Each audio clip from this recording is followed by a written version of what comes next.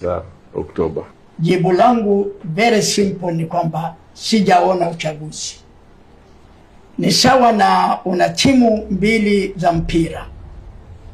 Katika timu mbili hizo za mpira, mtu mmoja anatoka kwenye mojawapo ya timu, na huyo mtu mmoja mchezaji pia anashika filimbi, ni referee, na huyo mtu mmoja pia wakati huo ni linesman.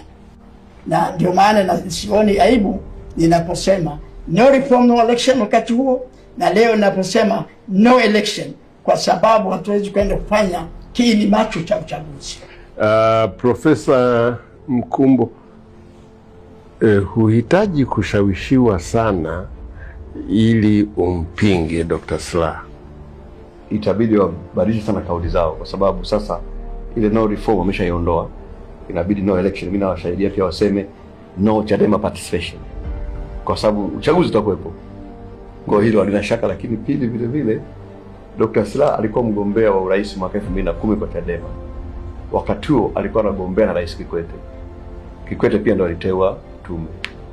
Lakini kwa Kikwete alikuwa ni mchezaji, lakini alishiriki, ila alishiriki ni refa. Mwaka 2000 ukirudi nyuma, Rais Mkapa alikuwa mgombea, lakini vile vile Haile alikuwepo, alikuwa referee. Nataja tu ile miaka ambayo rais alikuwepo. Kwa hiyo haijaanza leo kwamba rais anagombea mwaka 2025 na ndio pia ameteua tume ya uchaguzi. Kipi kitakachofanya uchaguzi ufanyike tarehe 29 wakati mchakato mzima umefanyika? Sasa tuje kwa ndugu Kinabo. Sisi Chauma tunadai reforms. Tunataka katiba mpya na tunataka sheria za haki zitakazolinda haki katika chaguzi. Lakini tunachotofautiana na wengine ni approach, ni namna gani ya kuifikia hiyo haki. Sisi hatuamini katika kususia uchaguzi. Tunaona kususia uchaguzi ni sawasawa na kunywa sumu kwa hasira, ukitegemea mwingine afe, lakini utaishia kufa wewe. Kwa hiyo tumeamua kuingia katika uchaguzi huu tukijua kabisa kwamba sheria si rafiki sana, katiba si rafiki sana, lakini hatuoni upenyo mwingine. Ni lazima tupenye kwenye uchaguzi huu. ACT Wazalendo mmesema kwamba mtashiriki uchaguzi, ila mnajua kwamba huwa kuna wizi wa kura.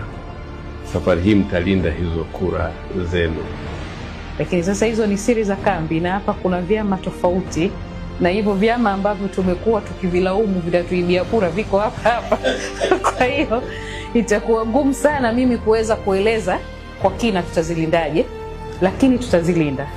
Na ndio maana tunawahamasisha Watanzania wajitokeze kwenda kupiga kura.